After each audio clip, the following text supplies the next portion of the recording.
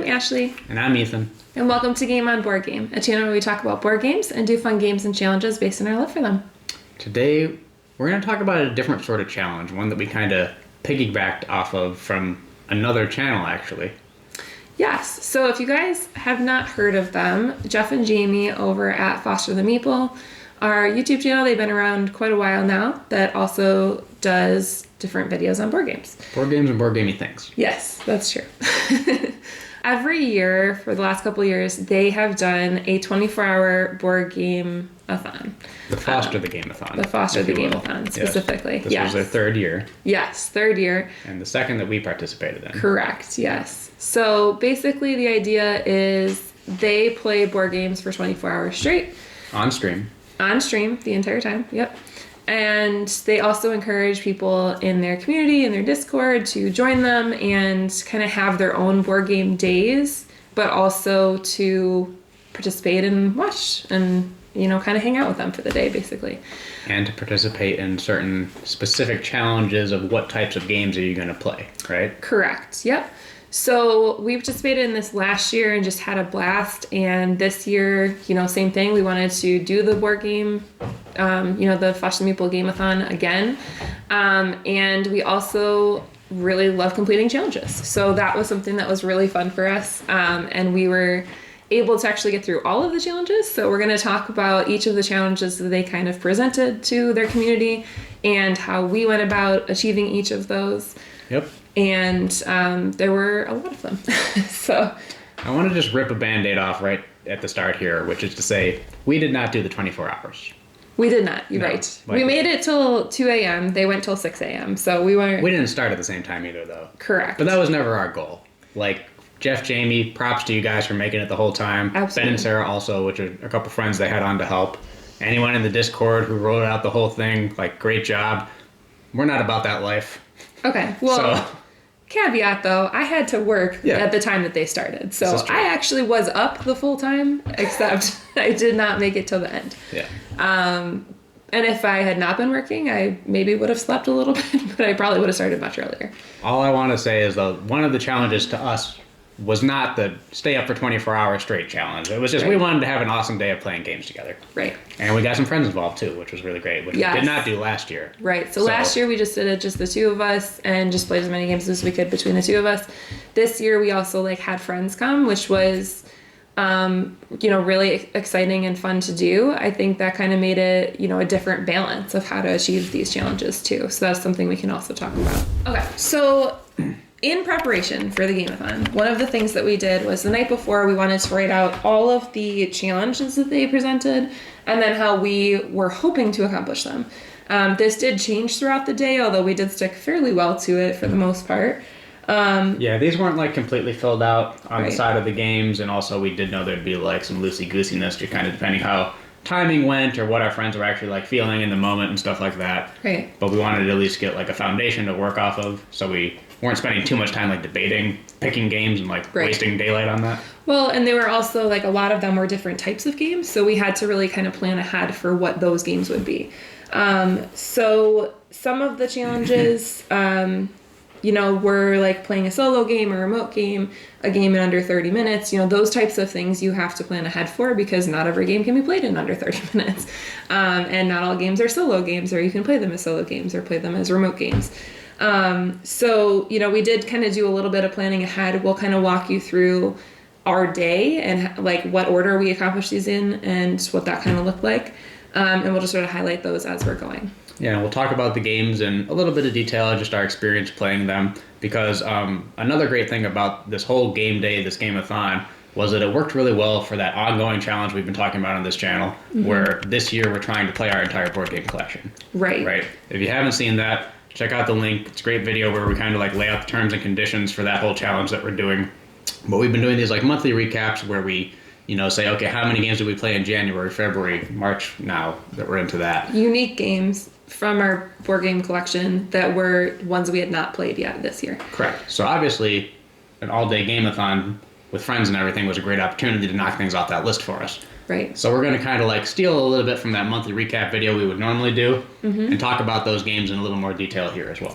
Yeah, so also as we were planning the day, a couple of these games we have played already this year, but for the most part we did try to pick games that we have not played so that we could kind of count them for that challenge. It was very productive for us, yeah. Yes, overall. it was. Overall, not perfect. Helped us with our March numbers for sure. Definitely. All right, so the first one that we did go about accomplishing, especially because I did have to work in the morning, was playing a solo game. So Ethan, do you want to talk about the solo game you played? Yeah, so I think I got to mine first because like Ashley mentioned, she still was on the clock for a little bit. I played Arkham Horror, the card game, which again, if you've seen any of our videos, you know I love this. Yes. My number one game of all time.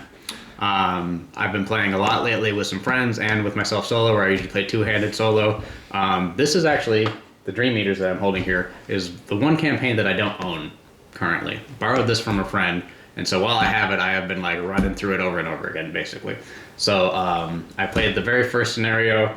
This is weirdly a game that we're not counting towards our yearly challenge still as much as I've been playing it solo, but Ashley does like to get in there every once in a while. And so we're hoping that at some point throughout the course of the year, we will do at least like maybe a standalone scenario together, if not like finish a whole campaign. And when that happens, when we're both involved, that's where we'll actually check it off. But I've been playing this throughout all of 2025 on my own, and that continued for the Game-A-Thon, so. Right, yeah, most of the games that we're counting, so if they're solo games, we will count them if just one of us played it, but for our challenge, most of them we do want to play the two of us. So if we played with some other friends we didn't play together, we're not counting those. That one also just, I think, like felt thematic because, you know, with a 24-hour sleep deprivation Game-A-Thon, you know, a Dream Eaters campaign feels pretty on point. When I posted it in the Discord for the challenge, that's what I said about it, actually, yeah. Yeah. Perfect. And your solo game, though. Right, so my solo game I actually have played already this year, but it's just one of my favorite button shy games. It's Numbsters. So I did talk about this in a wrap-up previously, but basically you're playing and you have different numbers and they're each trying to eat the larger number, and they have different abilities on the cards you can use to try to like get down to only having the 8 and a card like on top of it at the end of the game. It is extremely, extremely hard to win. I did not win yesterday, although I came really close. I did have 2 cards left at the end. Also super appropriate for Foster the Game-A-Thon 25, right? Because one of Jamie's favorite button shy games, and she's all about button shies, yeah. So also very, very fitting. Yes. So. I saw a ton of people in the Discord with Numbsters. Yes, Numbsters was a good one. It's a low-hanging fruit as well, you know, like when you need to like get your 10 games in for the day or whatever, you can bust out Numbsters real quick. So yeah. A lot of people were thinking along the same lines as us, clearly. Yeah.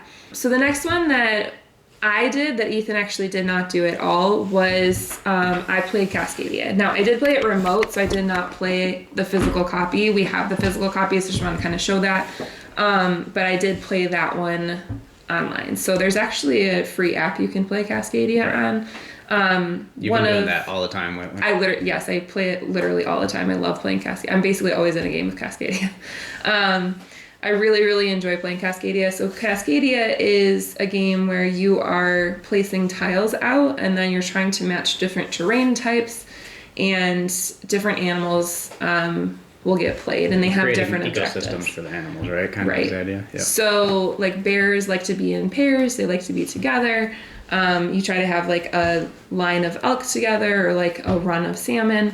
So it's very like relaxing. I really enjoy the game because there's not, you know, a lot of like, it's thinky, it's kind of challenging. I'm always trying to beat my previous score, and I like I think my high score is maybe 105 or something like that.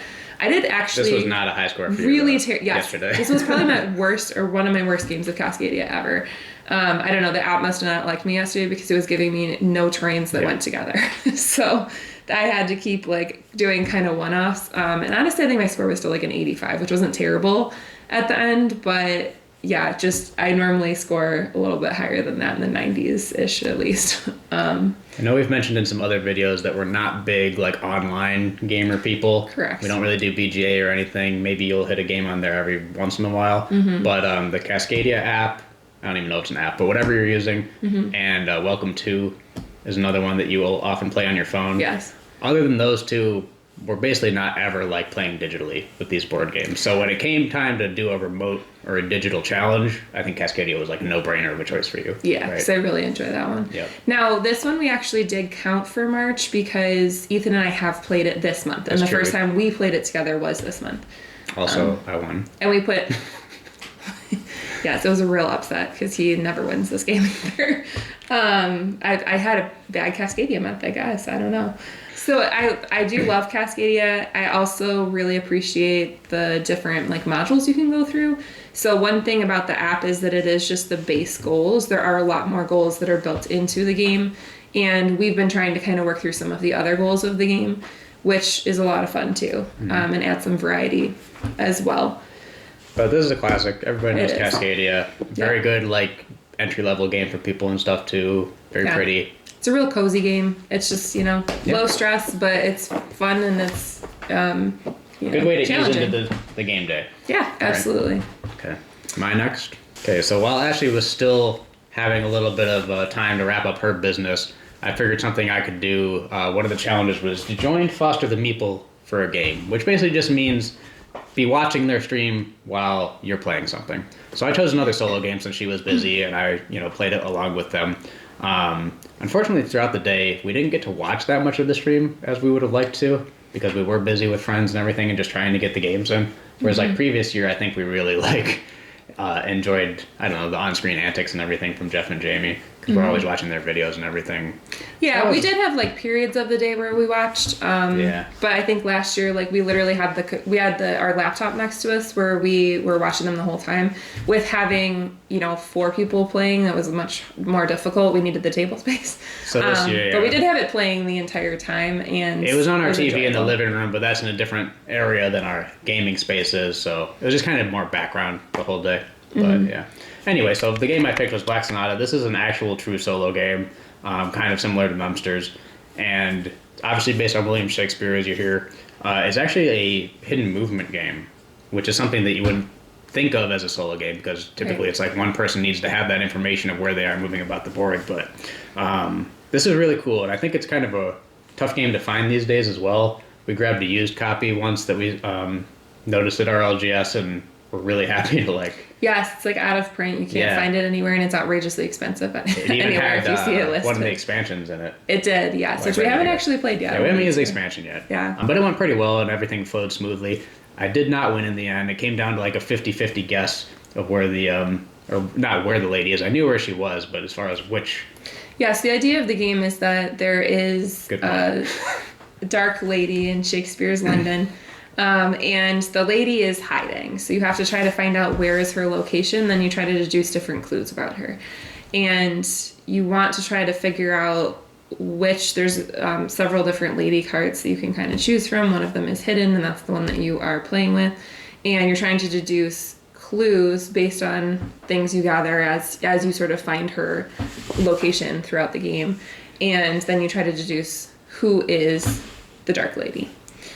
And yeah, you said you came really close to accomplishing it, right? Yeah, you have a much easier time with this game than I do for whatever reason. It's tricky for my brain.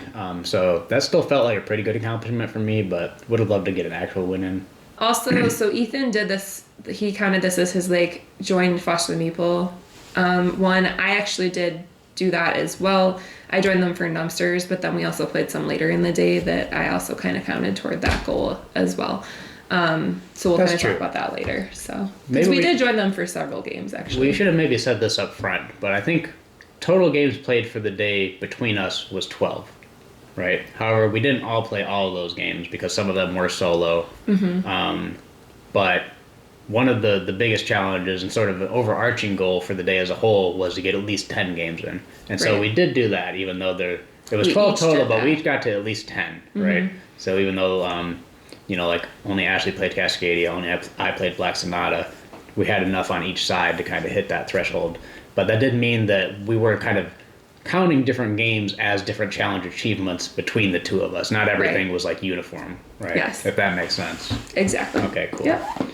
So now we're getting into the first game that we actually played together. This is The White Castle by DeVere Games. All the hotness a year or two ago. It's a pretty new game, and it was a completely new to us game. This was our first play of it. So we used it as play a new to you game, but I also taught it to Ashley after I learned the rules, so I used it as teaching a game. Right. So it kind of killed two birds with one stone for us, depending on, what we needed in order to meet our different challenges. Right. I counted it only as a new game because obviously I didn't teach it. Yep. Perfect. What did we think of the White Castle, though? I really liked it. So one of the, I think, challenges about playing this one was because we were playing it for the first time and we were playing it before our first set of friends game. Correct. We were kind of on a time crunch and we were both very thinky when we're playing games. And this was one of those games that you really have to optimize each turn because you only get 9 total actions to use throughout the entire game. Yep, that's the crunch of it. This is a pretty standard Euro game with a cool theme that appeals to me. I'm into Japanese stuff quite a bit. But I think that's the hook for sure, is that throughout the whole game, you only get 9 moves to make, so you really got to make them count, and you need to try to chain different actions together as much as possible, which naturally incites some analysis paralysis, or at least wanting to make sure that you're doing the right thing and getting the most you can out of it, right? So right, and especially because it was our first play, it was a little difficult. Yeah, there were questions being asked, obviously, and had to check the rule book a couple times, so... Right. We did finish it, minutes before our friends came. Yes, we had just started to pack up as we heard a knock on the door. So. Yes. I did really enjoy it. I also I think am itching to try it again. You said you dreamed about it, actually. I did actually dream about it last night. Yes. Yeah. Trying to think of how else could I have optimized my turns or what else could I have done as actions. And I guess you said I did very well. I did win, shockingly, when it was, Yeah. You knew the game better, obviously. I think both of us feel like now that we've played it once and kind of gotten a feel for it, we could probably operate a lot more smoothly and maybe do better than we did in the first one. But I've heard other people who said the same thing, where it kind of takes one game to get a feel for it, get it under your belt before you're going to get a decent score. I've heard that those people have a hard time breaking 30 points as a threshold or so. And I think Ashley ended up winning with 52. I think so, something like that. Which felt okay, great job, Ashley, I wasn't that far behind, to be fair. But... Yeah, it was 2 points or something. I thought Yeah. As you're playing this, it feels like coming up with points is a real struggle. A lot of it's more at the end game, you know? And even then totaling it up, if you don't have certain synergies happening or you weren't able to pull off good actions, there just aren't going to be high numbers. So right. we were pretty proud of that for a first play, I guess, right? That was a good first play, I think. Yeah. I'm looking forward to playing this one more. It seems like something that I'm really going to like too. But the first experience, because of the time crunch that Ashley mentioned, wasn't that amazing. I just felt a little stressed because I was worried about making sure she understood everything the first time as we were explaining it, and then also just feeling pressure to all right, let's take a turn here. I don't want to have to make our friends just sit and wait while we're tallying up scores or something at the end. So right. Yeah. I do think that's something that is kind of a good point in general too. That when you're teaching a game, do you focus kind of more on trying to have the other person get it, where you're not really paying attention to what you're doing as much, or you're not as focused. Yeah, it's that you also don't want to just happen. Often when you learn it first, you might have a better understanding, and you could use that to your advantage to just crush them. But who wants that to be their first experience, right? Yeah, that's true. I generously didn't crush her. He also didn't let me win. Let's point that out too. Also, I think I was 55 and you were 52. I want to say you got in the 50s too. Could be. Well, I can check the notes here. That's true. No, that's correct. Ashley 52, Ethan 48. Okay, there you go. But yeah, as an aside, I also wanted to talk about this little notebook I have in this video. So it's something I've been using to track all of our plays and log our scores and all that information throughout the year so far as part of this challenge we're doing. Ashley got me this as a quick little Christmas present. I think it was probably off Etsy. Well, anyway, it's just an opportunity to break down information about board games and stuff. Name of the game, where did you play it, what was the date, who played, what were their scores, who won, any other comments and winner stuff. So basically just a on-paper version of any of those BG stats, tracking type apps, but I'm an analog boy, so This is a really cool thing for me to be able to do some tracking myself and everything, so I've got all the data. We want to run through the scores of anything from the Game-A-Thon. Maybe we do an end of the year, who won the most games. I think that will be happening for sure, yes. It's pretty tight so far. Pretty tight. It has been, we've been pretty close. Next, we had our friends Tony and Brad come over, and we decided to play Heat Pedal to the Metal with them. So this is a racing game. Yep, it's a racing game. It's been very popular again the last couple of years. Skyrocketed in the BGG top 100, maybe even the top 50 at this point. Yes. So This is one that we were kind of late to. We got it this year. We played it for the first time within the last, I don't know, right before 6 Christmas, months maybe. I think. Yeah. Yep. But also Brad and Tony had never played this game either. So kind of the nice thing was that they both are, pretty heavy gamers themselves. So they actually learned the game before they came over, which was nice. So that did save some time on the explanation. So I think you and I had played this at only 2-player 3 times before this. This was our first time getting to play it with extra players, which definitely made a difference. Yes. However, as you and I had run through it those few times, we were starting to incorporate more of the optional modules. Right, we had done some upgraded card drafting. We had done the weather tiles. This time, since it was our friend's first run through, we took it back to basics, didn't use any of the modules, just like the standard game. But we did play on one of the more advanced maps, France, which had just a lot more curves that you had to watch out for on it and everything like that. But so how did you find it playing at 4 players versus the 2 that we had tried out before? It was definitely different. So when you and I played, we were just neck and neck the whole time, and we were just, getting the advantage of doing slipstream very often, or, adrenaline. Yeah. But when you're playing with 4 players, it's less of a chance that every single one of you is going to be able to do that. So, I mean, that was still happening every turn, but it wasn't me doing it, you doing it, depending on who was kind of in the lead. So I do think it kind of played different that way. Yeah, what you're saying is that when it's just 2 players, it tends to be kind of alternating, right? One person will pull ahead a little bit, and then the person behind will get a bonus because they're behind, right, which would put them ahead, and then vice versa in the opposite direction. In this case, it really could have come down to anyone. In this particular play, we had one player who just kind of was behind most of the time. And so they kind of kept benefiting from adrenaline and stuff like that. Also, something that was just kind of funny that sort of happened throughout the game was that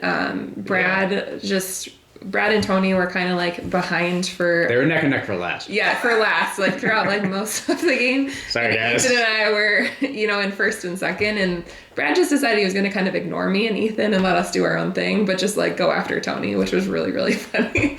So they kind of had their own competition happening, and then Ethan and I had a little competition happening, even though at any point in time, we were getting very close to each other, so they could have pulled ahead. But it was just kind of funny that it ended up sort of splitting like that. And then they competed for who would come in first of the last place at the end of the game, which was really funny. It would be fun to play a different racing game like Thunder Road Vendetta or something with them where you can actually crash people off the road. Sure, yeah. Because I'm sure they would just... Very cutthroat. It was really funny. Absolutely. Yeah, so this was fun. It was nice for us to experience... a lot of our games, because we're 2 players, we play them at 2-player all the time. So it was nice to be able to experience this game at more players, because we also had a feeling that he would play very differently with more players. I just gotta say, I think this game is fine, and I know you're very excited about it. I'm happy to have it, but I do not get what all the hype is about. It's good. I don't know. It can be fun. To me, it's almost basically just a party game, though. I don't know. I do feel there's more strategy to it than that, for sure. And I don't think that, just anybody could pick up this game and play it. I think that is part of the appeal, is that, it does appeal to a wider audience and a wider population. People who maybe couldn't handle more intense games or aren't quite ready for that level, I think could handle Heat pretty well. And I think now that we got to experience it with more of a full group and multiple racers, we saw more of just how it could be, exciting. Yes, right. And competitive and who's pulling ahead and how do we kind of... So it can make it for a good at the table experience with people. Yes, I think we had a good as experience. A game, it's just it's fine. Sure. That's where I enjoy it. I really do enjoy it. Sure. And as you said, I think it creates part of board gaming is not just the game itself, but also the experience that you're having with the game. And I think that we had some really standout experiences yesterday, and I think Heat was kind of one of them. It was just entertaining for us. So, yeah. So that was one of the games we played with them. All right, so the next game that we played with Tony and Brad is The Crew Mission Deep Sea. So we do have both versions of The Crew. We have the original, which is... Search for Planet 9. Yeah, Search for Planet 9. And then this one is Mission Deep Sea. Not a very fitting game for the Game-A-Thon, just because I know Jeff and Jamie hate this one. Yes, that's true. But we do enjoy this one. The interesting thing is they do design it to be 3 to 5 players. Yes. But they have like a way for you to play as 2 players, which is generally how we play, where you're playing with a dummy hand. Right, essentially. And we actually really like that, but it does make it so that like some of the challenges just literally can't happen if the cards get dealt a certain way. So yesterday we played one where we had to get different objective like cards, and they had to add up to 12, which ended up giving us 5 cards that we had to try to accomplish. 6. Oh, was it 6? It was 6, yeah. Okay. 6 cards that we had to accomplish, which was a lot. A lot of times you have cards that are kind of worth more, so they add up to less cards overall. But we did have a lot of cards to try to accomplish, and a couple of them were at odds with each other a little bit too. Yes. Not to the point where it literally became impossible, because if they precluded each other from being accomplished, I think you're just supposed to redeal. Mm-hmm. This one was just like, depending on who ended up with those objectives, it was going to be very, very tight. Tricky. Yeah. And so we ended up playing 3 times and still not being able to accomplish it. Yeah. So we also, which was funny because all 4 of us sort of felt the same way. You can just deal new cards and just get different objectives to try to accomplish. I believe the proper Correct. approach, yeah. But we we're just stubborn. felt, yes, we're stubborn. And so we wanted to try to accomplish the challenges that were in front of us. So we merely redistributed amongst who had which objectives each time Right. that we played to kind of switch it up a little bit. And obviously redealt the cards and everything as well. But Right. And the funny thing was that like we kind of got closer each time. Yeah. With like the last round, we literally missed it by 1 card, and we were so upset about it. again, if we hadn't been on a time crunch for those guys to be able to get out of here and our other friends to come in, maybe played one more hand of it, I think we probably could have gotten there. Also, to be clear, we were not kicking them out. They had alternate plans as well. So Sure. they were going to play more board games. So yeah, I mean, this one was fun. It was also just a fun experience because all of us were just like so determined to win the game and to try to beat the game essentially, because it is a cooperative game. So you were trying to play against the game, all working together. We've loved this one for a long time. We completed all the missions in the logbook for the original Quest for Planet 9 game. Mm-hmm. I think we got about 2/3 of the way through the logbook for this one. And then it just kind of like lost a little steam for us because we had played enough crew in our life. So we don't pull it out as often anymore. But when we do, it's great. And also, it's a great anytime we get to do it with other players. Because as Ashley mentioned, often we're just playing the 2-player version with the dummy hand or the AI. And it makes for a really different dynamic when it's up to actual players to kind of like make the right calls and try and interpret what's happening around the table versus like us controlling that extra hand and really only playing like a 2-on-1 kind of a thing. Right. Yeah. Yeah. So it was a great experience. That was our played in under 30 minutes, which was one of the challenges. That's true. Yes. Let's so not lose track of. We actually lost track of. So he counted as played a game with friends. So that was, even though we played several games with friends, that was the one that we counted for that. Yes, that one was played a game in under 30 minutes. And we actually, I think, probably played 3 times in under 30 minutes. It was fairly quick. Pretty close to that, yeah. Yeah, pretty close. So then Tony and Brad left, and our friends Gabe and Connor came over. And so we decided to kind of switch gears, and we played Canvas with them. So Canvas is a game where you are essentially creating masterpieces, like pieces of artwork. And you're creating paintings. You have 3 paintings you're trying to accomplish.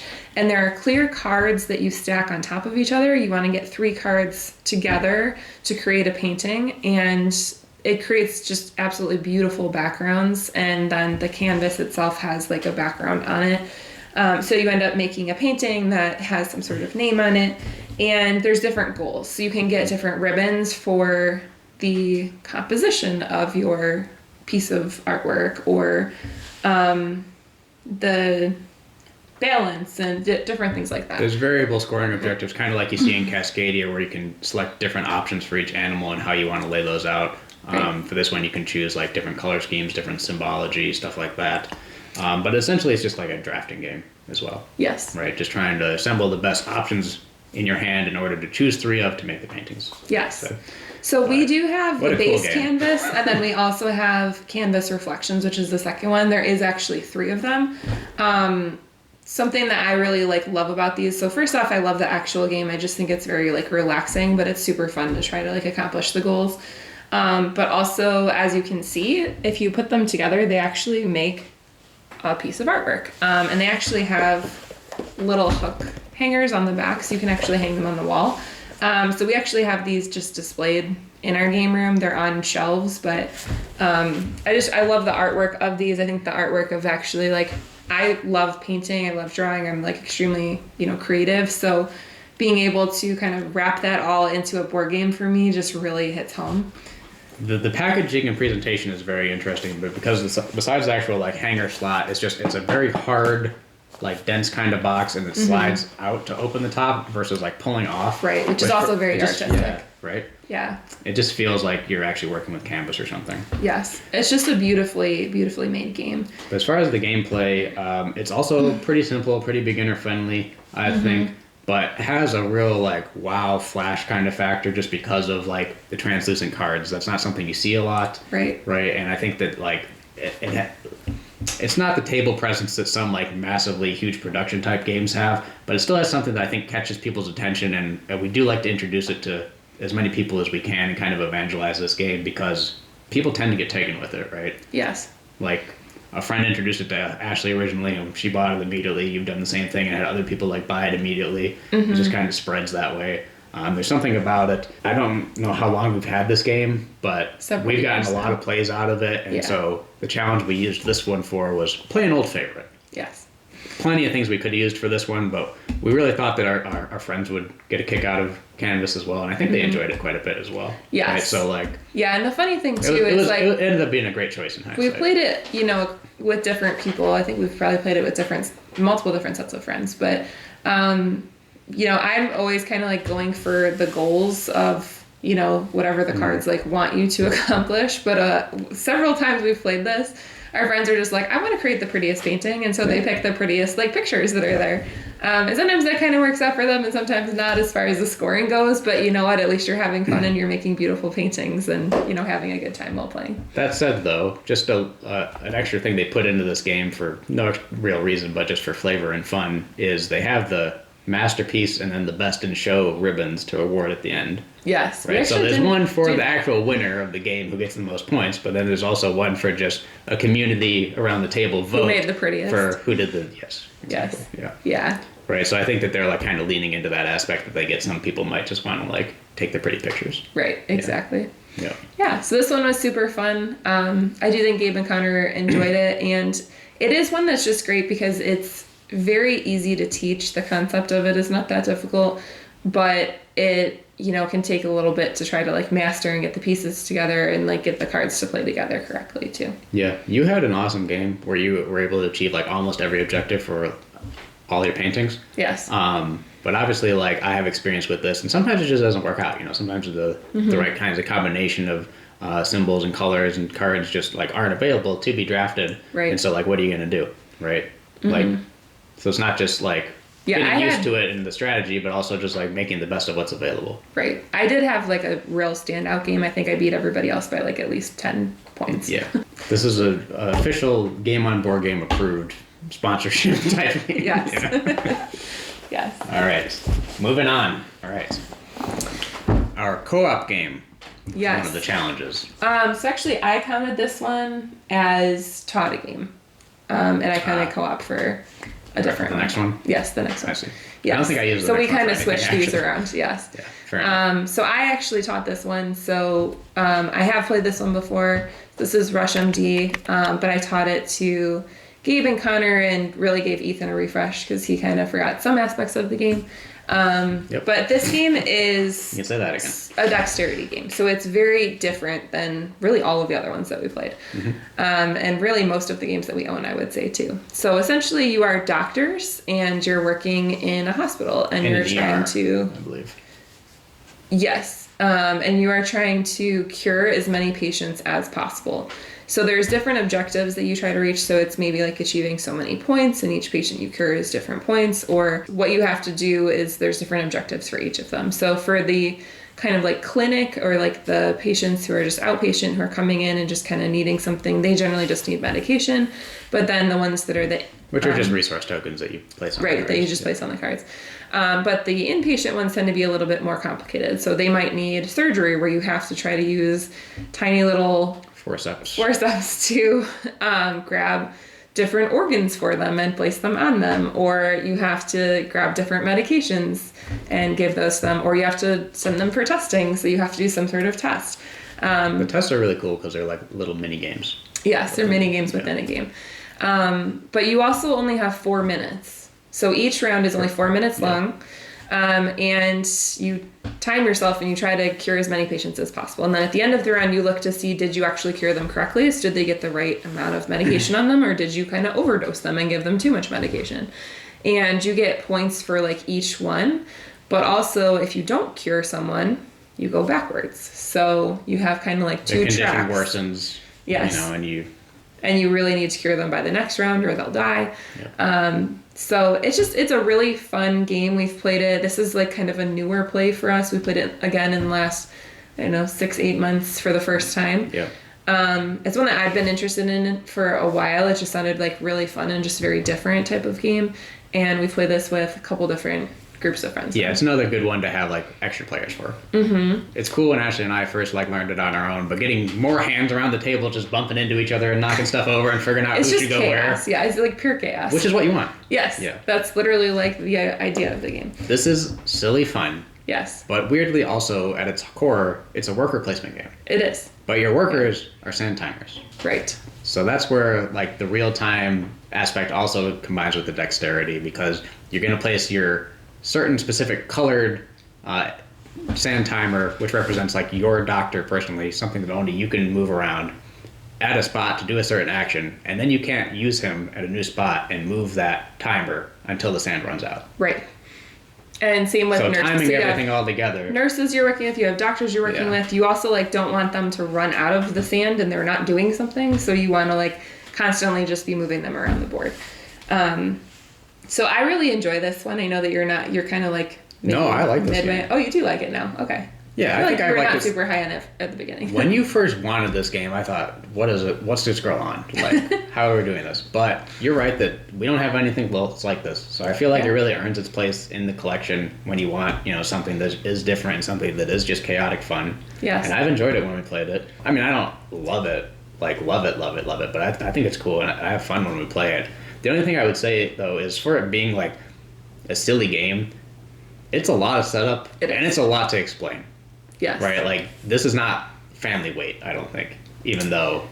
Yes. I also think that we have kind of learned from the last time we played with people that, and even when we played, honestly, that you really, you kind of need the explanation of what the main idea is, and then you really need a test run. So we did that yesterday. We did a test round, and the funny thing was that they were like, oh, so we have to do this next round and this next round. So we honestly probably could have kept going, but I think that you learn a lot. We played an easy objective as well. Right. Which took a lot of the tension out of it, honestly, because we crushed it. Yeah, we did. We didn't even need the last round. Yeah. Yeah. But I think that test round really helps to see, okay, this is what we're trying to do. And we also caught some things we weren't doing correctly in that first round, so we kind of fixed that for the second round. But I do think that this one, I agree with you that it's a lot of setup. I think that both times we've played this with other people, we did it kind of in the middle of a day, where maybe this would be a good one to have set up before people come over. Yeah, but I also think it can serve as a good break, That's true. If you played something really heavy or whatever. But it's also not a filler game because of what we're saying. There's a lot of legwork involved. Mm-hmm. It doesn't take, even though the rounds are only 4 minutes, don't expect this to be an under half-hour play probably. Correct. Because you also talk through them. You have to score kind of after each round, which is different. I think that overall it takes, I don't know, what do you think, 30? Well, again, the actual playtime isn't bad, but just the entire experience, it's going to be at least 45 probably, yeah. Yeah. Yeah. So. Yeah, but it's a great game. We really enjoy it. All right. Okay. So the next one I did count as my co-op game. So we kind of, again, like we said, we sort of flipped them around a little bit. I don't think I used this for any specific challenge, just towards the total number of at least 10 games, basically. Yes. But this was the last game that we played with Gabe and Connor for the night. Mm-hmm. This was another good co-op game, obviously. Paint the Roses. Alice in Wonderland themed logic deduction game. Mm-hmm. Right? Very thinky. Very much using process of elimination and as many random context clues as you can pull from people's actions and stuff to try to figure out ultimately what card do they have in their hand that has some combination of suits, like hearts, diamonds, clubs, spades, and then colors.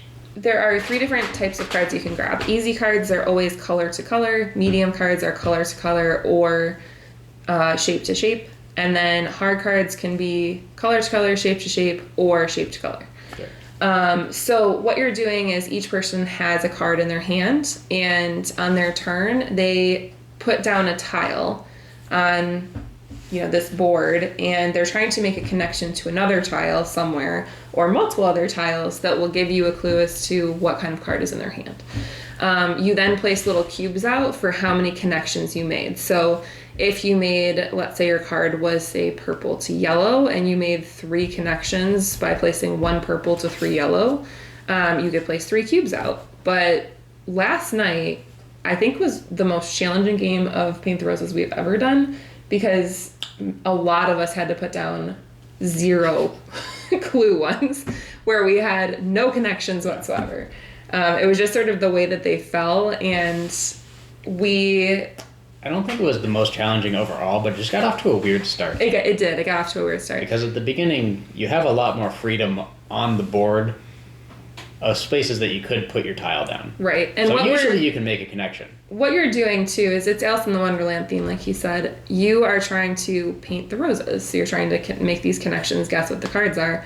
But the Queen of Hearts is trying to catch up to you. And if she catches up to you, you lose. And she, throughout the game, gets little petals placed under her for depending on where there's a white rabbit that moves around that sort of speeds up her speed and how fast she's getting to us. And in that first round, we missed a card very early on. I think we might have missed 2, actually. Yeah. And it really first round, very unusual. Very unusual, yes. Yeah. So the Red Queen had an opportunity to catch up and get right on our tails a lot sooner than she typically would in the game. Yes, so and she basically stayed there the entire time. Down to the wire the whole time.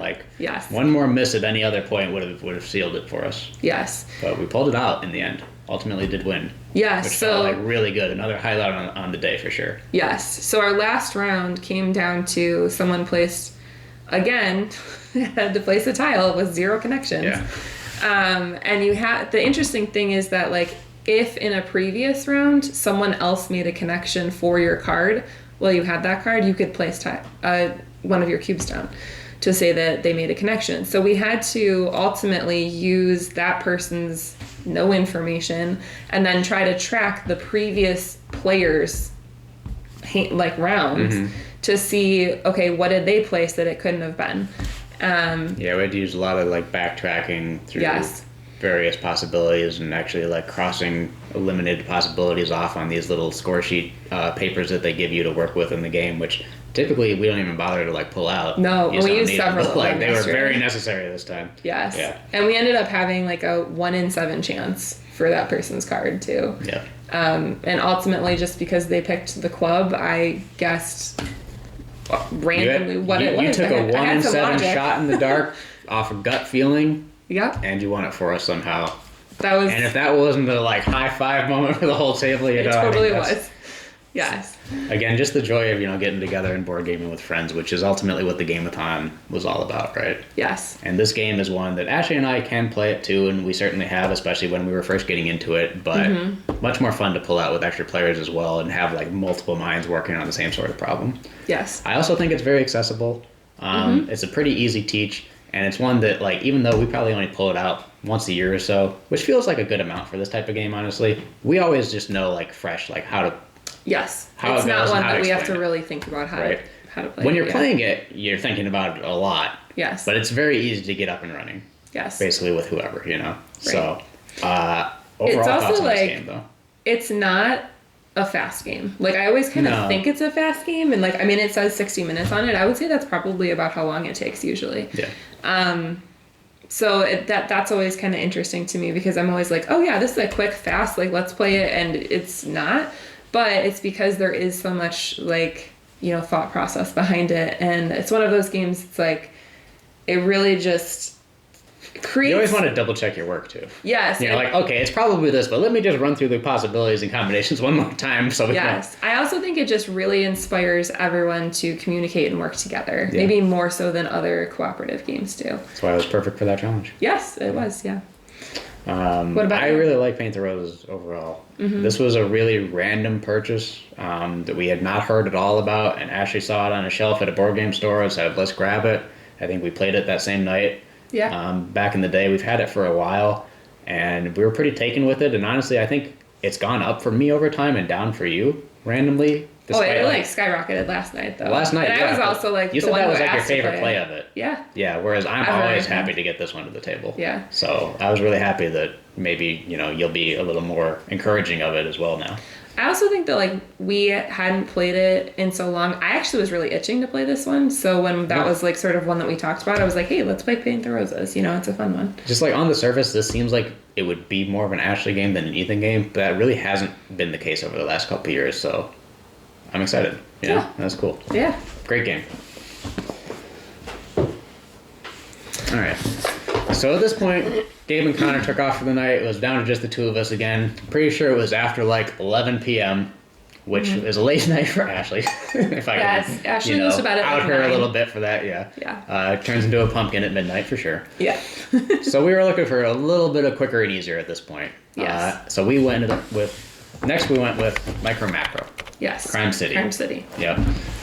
This one we had actually put on the board like the night before when we were projecting things because we thought at some point we might want just like a quicker, like not super heavy kind of experience, right? I don't know that it was super quick for us either, though. It really took us a little while to figure it out. Yeah. In hindsight, not a great choice when your eyes aren't working because you're so tired. We were so tired. This game is basically Where's Waldo. It like, is. if you look at this cover, it is just like all black and white, like pencil thin lines or whatever. You are looking at a map that looks just like this, but is 8 times as large. Yes. Trying to find pictures or whatever. It even includes like a little magnifying glass thing in the box. Yes. Which doesn't work very well, so we never end up using it.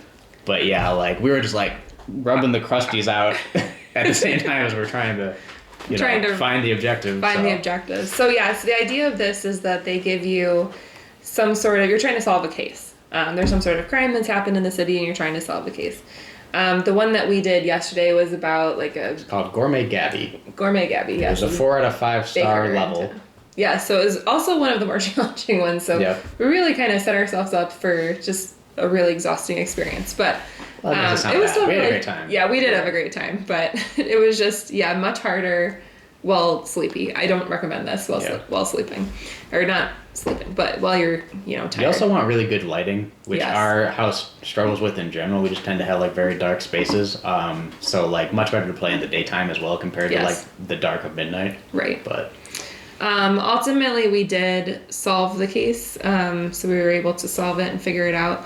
And I love this one. Ethan always says like this is not a board game. Yeah. And I mean I don't necessarily disagree with that. I enjoy it when we do it. You clearly want to pull it out more often than I do, but like I have a good time with it, but I just see it as like an activity. It's not really a game. It's kind of like a puzzle. Yeah. So Yeah. that's my only fault with it. This is also a great family game, which that's the category we used it for. Was play a family game or play a game with your family, but this would make a great family game other than the subject matter. Yeah, so which they is do actually have very adult, but we've also recently acquired Micro Macro Full House, which is more of a family version. And they have like adult cases, but then they also have like ones that you can either modify or that would just be playable with kids. So it's like who stole the ice cream or something. Yes, right? exactly. Yeah. So I think the one that I did actually with my niece and nephew was someone stole a guy's sombrero, so you had to figure out who stole the sombrero. Yeah. So basically the way it actually works is there's a series of clue cards. You only read one at a time. You don't flip it over until you think you found the right section on the board. But it basically gives you a prompt or a question of find this person and like where did they come from or where do they live or like what happened earlier in their day. And you have to kind of like trace multiple iterations of the like same drawing of a person throughout different sections of the map, trying to like find that amongst a very busy full city where it's very impossible to try to locate any one particular image and stuff in order to sort of like piece together a story of a crime that was committed. Right. I also think the one that we did last night was, it had a card that was very different than other ones that I've played, where you had to find what are all of the things the person ate throughout the day. That's true. And there was a lot of things that they ate. They were real busy. Yeah, you don't know how many, right? It doesn't say how many. It just says what did they eat throughout the day. Yep. So that was really interesting, and I really liked that. I thought that was, a different... I've done a lot of these. I've done almost every single one in this box. I think there's only a couple left that I haven't done. Ethan's done, quite a few of them with me, but I've done a lot of them by myself or with other people. And that one was really interesting. I thought, at some point they're very similar, but I really love, crime type shows and games and things like that. We have a lot of spookier crime type games that we have. And that added a little bit of a different spin to it, so I thought that was fun. Another difference last night, which was funny, is we went down the wrong path for a while. Yes, we did. We randomly noticed this really strange looking baby just walking around the city. I started tracking him, thinking did the baby kill her or whatever, It turned out to have nothing to do with that at all, but we probably spent a good 10 minutes or whatever, at least just looking for this red herring of a baby. Yes. I wonder if that has anything to do with one of the other challenges that we haven't done. I don't know that I've seen it come up before. Yeah. It might have just been there to try to throw it is just a red herring. Yeah, I'm not sure. Cool. But yeah, super fun game. Really enjoyed that one. All right, this one's gonna go flat because it does not like to stand up correctly. That one also, if you have calyx cubes, fills in the little tiny space you have left over real well. So that's a good tip. Yeah. All right, last but not least, Jekyll versus Hyde. Another pretty quick, easy one. Yep. Another trick-taking game in a similar vein to The Crew, but this time very much one-on-one, head-to-head. Two-player version instead of co-op. It's only two-player as well. Yes, specifically. Yeah. There's a tug-of-war aspect. Basically, you're going to play a hand of 10 cards, so 10 tricks, and if you're playing as Jekyll, you want the players to win as close to an even number of those tricks between them as possible. If Hyde, you want it to be a disparate number. Doesn't even matter if Hyde's the one who actually wins more. If Hyde only wins 1 and Jekyll wins 9, that's still great for Hyde because it's going to move your little marker along this track. Basically, Hyde is trying to get over 3 rounds a difference of at least 10. Right? In order to move it the full way along the track, there's this tug-of-war aspect to it, basically, kind of like that. Yes. Where Jekyll wants to just survive the 3 rounds without the marker progressing those 10 spaces. Yeah, it's just kind of keeping the balance between the two sides, essentially. Yep. Something that's also really interesting about this one, too, is, most games you have a trump suit that's sort of, announced at the beginning. This one, there's 3 different colors, and whichever color is played first is, the lowest card. And then, whichever color comes up next, and that could be right away, or that could be several hands later. Right. That's your second highest suit, and then the highest one would be the one that gets played last, essentially. Right. Color priority is determined just on when those colors first appear. Right, which I think is a different spin on trick-taking, and then also that can change. Yes. Because there are these power abilities of those 3, and there's power cards that you play that are potions. Yeah. And those can change the order, or they can steal extra tricks that you've already won, which is Ethan kept doing to me, which is super frustrating. And that's really interesting. Is I feel like most games it's just sort of set with what's your highest card, what's your highest suit, and this one's kind of different with that. I also don't know if Ethan has ever won this game before, and it kind of came down to we had to actually look up the rule for the very last hand. But he did shockingly beat me by 1. Yeah. I was I think I won, right? Yes, you did. Yeah. Yeah, shocking. Good. It was a real end upset. To the night. Real upset. Maybe if I hadn't been so tired, I would have been able to pull it off. Ashley's been playing trick-taking games her whole life with her family. They're fairly new to me, so she definitely just has a better feel for it overall. And it doesn't matter which side she's playing, Jekyll or Hyde in this case. Yeah, she gets me most of the time, so felt like a big one. I've been having a good month overall, we'll just say. Especially when it comes to Ashley type of games. I don't know what's going on. Running hot. I don't know. But what you mentioned about having to look up the rule was something I did want to talk about, a caveat to this game. It's not an amazing game. It's fine. I think it's cool for what it is. Again, just kind of a quick, small box card game, which we talked about not always being our favorite thing. This one, it's fine. Okay. But not always being your favorite thing. Let's caveat that. Sure. But there's a lot of ambiguity. Yeah, the rules are... the question we had, difficult to ultimately, I understand. ended up going online and like trying to find an answer because the rule book, you could interpret it different ways. Right. Like we read it over and over again and we were not sure. So I went online and there were so many people asking these same questions. So I do think that's a knock against it as well. That it's just like, it is open for interpretation. It's not explained super well. I guess it is if you just read it very literally, but there's something that's not intuitive. There was about kind how of these potions two work. contradicting rules that were in the rule book, which is And we don't need to get into tricky. the specifics of it or anything, but just like something to watch out for if you're ever interested in checking this out. I do think too, like it's very hard to find 2-player games in general. I mean, they're definitely coming out with more, and there's a lot of like dual ones now that they're coming out with, right? But this one like was just made to be that way. It's not that it was like altering a different game. And I do like that. And I also think like a 2-player trick taking is really great because a lot of times you do need more people for trick taking games. Sure. Like the crew, for example. So there were like 2 other objectives that we also like just sort of did throughout the entire day. So one was play at least 5 games, and then the other was play at least 10 games. Check and check. Right. So yeah, we did each play at least 10 games, and they were a little bit different games, but for the most part, we played the same games. Yeah. It was just a great experience overall, you know. Sometimes, unfortunately, life can get busy. It can be hard to, like, get games to the table when you've got a lot going on. It can be hard to find time and coordinate with friends to be able to get together. You know, adult life, there's always different obligations and stuff. The Game-A-Thon is just such a great thing for, you know, encouraging activity in this hobby, bringing people together, creating community. And if you honestly, like, if you haven't seen Jeff and Jamie and you found us somehow, that seems crazy because this channel would not exist without them.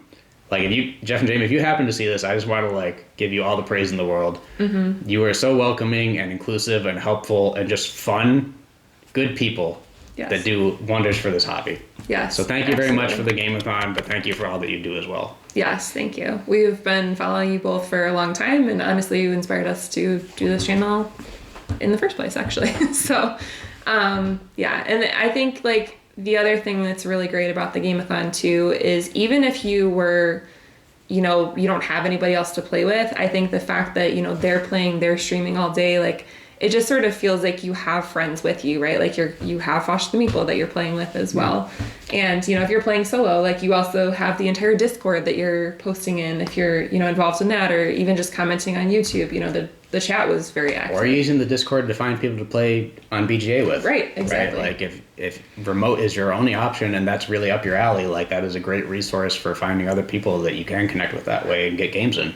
Right. And maybe make friends to connect with to play games in the future with, which is great. Absolutely. Yes. So overall, just wonderful day for us. We had a blast playing games, and I think also like playing with friends this time was a little bit different for us. You know, just we're kind of planning around their schedules a little bit, but also trying to plan like what games would be good with each group.